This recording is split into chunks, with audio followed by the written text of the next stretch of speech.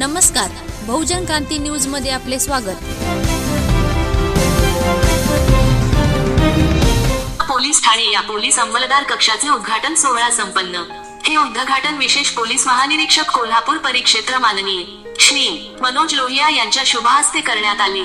यावेळी या उद्घाटन करतेवेळी उपस्थित मान्यवर पोलीस अधीक्षक सोलापूर ग्रामीणचे माननीय श्रीमती तेजस्वी सातपुते मॅडम, अपर पोलीस अधीक्षक माननीय श्री हिम्मत जाधव, उपविभागीय पोलीस अधिकारी माननीय श्रीमती राजश्री पाटील मॅडम, मंगळवेढा विभाग मंगळवेढा, सांगोला पोलीस स्टेशनचे पोलीस निरीक्षक माननीय श्री सुहास जगताप साहेब, वरील मान्यवरांच्या उपस्थितीत बुधवार 17 नोव्हेंबर 2021 रोजी संपन्न झाले।